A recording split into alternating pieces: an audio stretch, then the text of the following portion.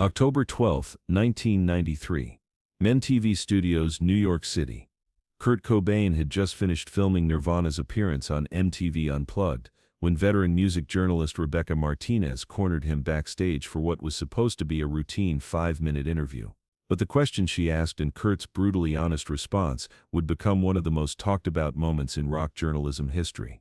The MTV Unplugged session had been emotionally draining for Kurt. Playing acoustic versions of Nirvana's songs had stripped away the distortion and volume that usually masked his vulnerability. He sat alone in his dressing room afterward, still holding his Martin D28 guitar, when Martinez knocked on the door. "Kurt, I'm Rebecca Martinez from MTV News," she said. "Could I get just a few minutes with you about tonight's performance?" Kurt looked exhausted, his blonde hair hanging in his face, his famous green cardigan wrinkled from the hot studio lights. Most artists would have declined the interview, but something about Martinez's respectful demeanor made Kurt nod toward the chair across from him. Martinez had been covering the music industry for 15 years. She had interviewed everyone from Madonna to Metallica, and she prided herself on asking questions that went beyond the usual promotional material. But she had no idea that the question she was about to ask would change everything. The interview started normally enough. Kurt talked about the acoustic format, about choosing to cover songs by other artists, about the intimacy of the unplugged setting. His answers were thoughtful but guarded, typical of his interactions with the press. Then Martinez asked the question that would make headlines around the world. "Kurt, you're 26 years old, you have everything most people dream of: fame, fortune, a beautiful family.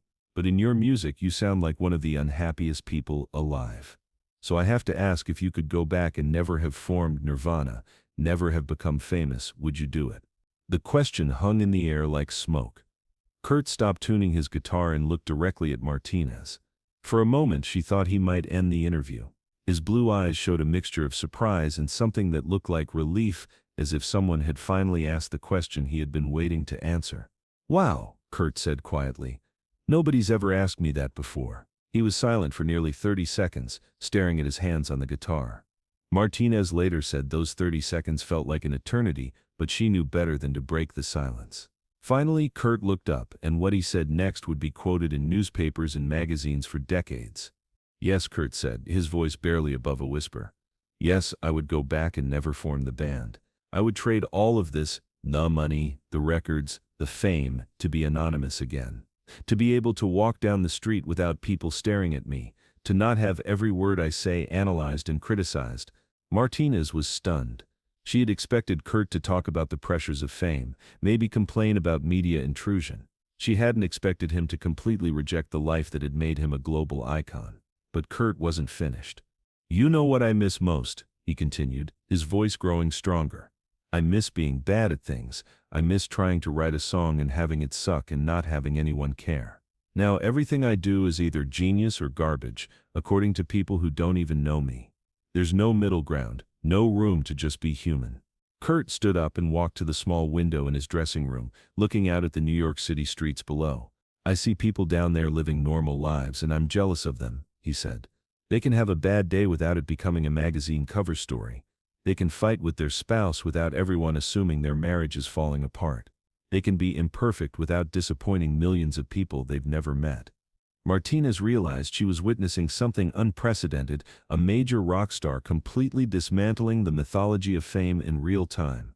She kept rolling, knowing this was the most honest thing any celebrity had ever said to her. "But Kurt," she said gently, "your music has helped so many people. Doesn't that mean something to you?" Kurt turned back to face her, and Martinez could see tears forming in his eyes. "Of course it means something," he said. "It means everything. But here's what people don't understand. I was writing those songs before anyone was listening. I was helping myself deal with pain and depression and feeling like an outsider. The fact that other people connected with it, that's beautiful. But I could have done that without becoming this." He gestured vaguely at himself, at the dressing room, at the MTV equipment scattered around. "I could have been a regular guy who played guitar in local clubs, who helped a few dozen people in my hometown feel less alone. That would have been enough. That would have been better, actually, because it would have been real." Martinez pressed further, asking about the financial security fame had provided, about the platform Kurt had to speak about issues he cared about. Kurt's response was even more surprising.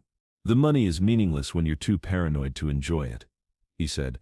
I can't go to a restaurant without someone taking my picture. I can't take my daughter to a park without worrying about photographers. The platform you're talking about, it's more like a prison. Kurt sat back down and picked up his guitar again, playing a few quiet chords as he continued talking. And here's the worst part. I'm trapped now. Even if I wanted to quit, to walk away from all of this, I can't. Too many people depend on this machine.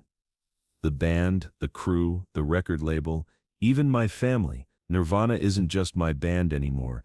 It's a business that employs dozens of people. The honesty was breathtaking. Martinez had interviewed hundreds of celebrities, but she had never heard anyone speak so candidly about the psychological cost of fame. So what do you do with those feelings? She asked. Kurt's answer would become the most quoted part of the entire interview. I write songs about it. I scream into microphones about it, and I try to remember that somewhere out there, there's a kid who feels as trapped as I do, and maybe hearing these songs will help them realize they're not alone in feeling that way. He paused, then added with a sad smile. The irony is, the more honest I am about how miserable fame makes me, the more famous I become. As the interview wrapped up, Martinez asked one final question. If you could say anything to your younger self, what would it be? Kurt thought for a moment, then looked directly into the camera. I'd tell him that success isn't what you think it is. I'd tell him that the feeling of being understood is more important than being understood by millions of people. And I'd tell him to be more careful about what he wishes for because he just might get it. The interview aired 3 weeks later as a special MTV segment. The response was immediate and overwhelming. Phone lines at MTV were jammed with calls from viewers who were moved by Kurt's honesty. Mental health organizations praised him for speaking openly about the psychological costs of fame. Other celebrities began reaching out privately, thanking Kurt for saying what they had never been able to express. But the response wasn't all positive. Some critics accused Kurt of being ungrateful, of biting the hand that fed him. Music industry executives were reportedly furious that one of their biggest stars had essentially told the world that fame was a nightmare. Kurt's bandmates had mixed reactions. Dave Grohl later said he understood Kurt's feelings but wished he had expressed them privately first. Chris Novoselic was more supportive, saying that Kurt's honesty was exactly what the world needed to hear. The most significant response came from fans themselves. Letters poured in from young people who said Kurt's interview had helped them reconsider their own dreams of fame. Some wrote that they had decided to pursue music for the joy of it, rather than for recognition. Rebecca Martinez won several journalism awards for the interview, but she always said the real credit belonged to Kurt for having the courage to tell the truth. In 15 years of interviewing celebrities, I had never seen anyone strip away the facade so completely. Martinez reflected years later. Kurt showed me that the most powerful interviews happen when someone stops trying to protect their image and starts trying to save their soul. The interview took on even more significance after Kurt's death 5 months later. Many saw it as a warning sign that had been ignored, a cry for help disguised as artistic honesty. Others viewed it as Kurt's attempt to use his platform to have one meaningful conversation about the real cost of fame. Music historians now consider the Martinez interview to be one of the most important pieces of rock journalism ever recorded. It captured a moment when one of music's biggest stars chose honesty over image management, vulnerability over promotional polish.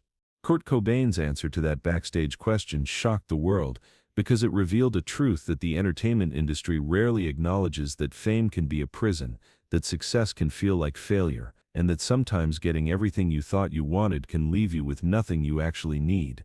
The interview remains a testament to Kurt's complicated relationship with his own success and his unwavering commitment to emotional honesty, even when that honesty made everyone, including himself, uncomfortable. But the full impact of Kurt's shocking confession didn't become apparent until the days and weeks following the broadcast. What had started as a routine backstage interview had accidentally captured one of the most psychologically revealing moments in celebrity culture history. The first sign that something extraordinary had happened came within hours of the initial broadcast. MTV's phone system crashed from the volume of calls, with viewers demanding to know when the interview would air again. Social media platforms, still in their infancy in 1993, buzzed with discussions about Kurt's brutal honesty. Dr. Patricia Wellness, a celebrity psychologist who had never met Kurt, but had studied the psychological effects of fame, was contacted by multiple news outlets for her professional opinion on the interview. Her analysis would later become a landmark study in celebrity mental health research. What Kurt articulated in that interview was something we see consistently in our practice but rarely hear expressed so clearly. Dr. Wellness explained, "Fame creates a psychological prison where authentic self-expression becomes nearly impossible." Kurt was describing classic symptoms of what we now recognize as celebrity identity syndrome. Behind the scenes at MTV, executives were panicking. The network had built its brand on celebrating celebrity culture, and here was one of their biggest stars essentially telling viewers that fame was a nightmare. Emergency meetings were called to discuss whether the interview should continue airing. There were heated debates about whether we were exploiting Kurt's obvious psychological distress, recalled MTV programming director Jonathan Mills. Some executives wanted to pull the interview entirely. Others argued that Kurt's honesty was exactly what young viewers needed to hear. The decision to keep airing the interview proved controversial but ultimately transformative for MTV's approach to celebrity coverage. The network began developing more in-depth programming that explored the psychological realities of fame rather than just celebrating its surface glamour. Rebecca Martinez found herself at the center of a media firestorm. Other journalists criticized her for pushing Kurt into such vulnerable territory, while mental health advocates praised her for creating space for an important conversation about celebrity and mental wellness. "I received death threats from some fans who thought I had ambushed Kurt," Martinez revealed years later, "but I also received letters from young people saying the interview had saved them from pursuing fame for the wrong reasons. It was the most polarizing work of my career." The music industry's reaction was swift and largely negative. Several major label executives privately contacted MTV expressing concern that the interview could discourage young artists from pursuing recording contracts. Radio programmers worried that Kurt's anti-fame message might affect Nirvana's commercial viability. But the most significant industry reaction came from other artists themselves. Within weeks of the broadcast, musicians from various genres began speaking more openly about the dark side of fame. The interview had broken an unspoken taboo against celebrities complaining about their success.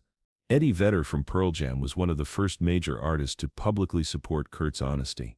"Kurt said what a lot of us have been feeling but were afraid to express," Vedder told Rolling Stone. "There's this assumption that if you're successful, you should be grateful and shut up. But success doesn't automatically equal happiness." Tori Amos, who had experienced her own struggles with fame, called the interview the most important television moment of our generation. She credited Kurt's honesty with inspiring her own more candid discussions about the music industry's treatment of female artists. The interview's impact extended far beyond the music world. Psychology professors began using clips of Kurt's responses in their courses on fame and identity. Sociology researchers cited the interview as evidence of the need for better mental health support systems for public figures. Dr. Michael Thompson, who studied celebrity culture at Stanford University, wrote extensively about what he called the Cobain effect, the phenomenon of public figures becoming more willing to discuss the negative aspects of fame after Kurt's interview. Kurt's willingness to completely reject the narrative of success changed how we talk about celebrity, Dr. Thompson explained. Before this interview, admitting that fame was psychologically damaging was seen as career suicide. After it, honesty about the costs of success became almost expected. The most poignant responses came from everyday fans who wrote letters to MTV, describing how the interview had affected their own life goals. A 17-year-old from Ohio wrote, "I was planning to drop out of high school to pursue music fame. After hearing Kurt, I realized I just wanted to make music, not be famous for it." A college student from California sent a letter saying, "Kurt helped me understand that my depression wasn't something fame would fix. I got into therapy instead of trying to become a rock star."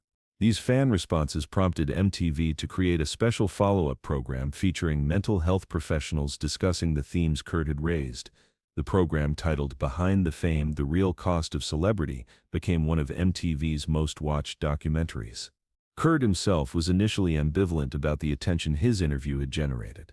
Close friends reported that he was pleased that his honesty had sparked important conversations, but he was also concerned that he had damaged Nirvana's commercial prospects. Kurt worried that he had hurt Dave and Chris' careers by being so negative about success, recalled producer Butch Vig. He felt guilty for potentially damaging the thing that had made all of them financially secure. But his bandmates were ultimately supportive of Kurt's honesty. Dave Grohl later said that the interview had actually strengthened their friendship because it helped him understand the internal struggles Kurt had been hiding. "I knew Kurt was unhappy with certain aspects of fame, but I didn't realize how deeply it was affecting him. Grohl explained. The interview opened up conversations between us that we probably should have had years earlier. The interview also had unexpected effects on Kurt's relationship with his family. His wife Courtney Love initially worried that Kurt's comments might affect their financial security and Frances Bean's future opportunities. But she eventually came to see the interview as Kurt's attempt to reclaim some control over his public narrative. Kurt spent so much time being misrepresented by the media, Love reflected years later. That interview was one of the few times he got to speak for himself, completely unfiltered. I came to respect that even though it scared me at the time. Kurt's mother, Wendy O'Connor, had a different reaction. She told friends that hearing Kurt speak so openly about his unhappiness had helped her understand why their relationship had become strained since Nirvana's success. I thought the fame had changed Kurt in ways I didn't like, she admitted in a 2000 interview. But after hearing him talk about feeling trapped, I realized the fame had changed our relationship, not necessarily Kurt himself. The interview's prescient nature became even more apparent after Kurt's death 5 months later. Mental health advocates pointed to his comments about feeling trapped and unable to escape the machinery of fame as warning signs that had been missed by those around him. Looking back, that interview was Kurt's most direct cry for help, said Dr. Wellness, the celebrity psychologist. He was telling the world exactly what was destroying him, but the entertainment industry wasn't equipped to respond appropriately. Rebecca Martinez struggled with guilt after Kurt's death, wondering if her probing questions had pushed him further into depression. It took years of therapy for her to accept that her interview had been an act of journalism, not psychological manipulation. I gave Kurt a platform to express truths he needed to say, Martinez eventually concluded. Whether the world was ready to hear those truths is a different question entirely.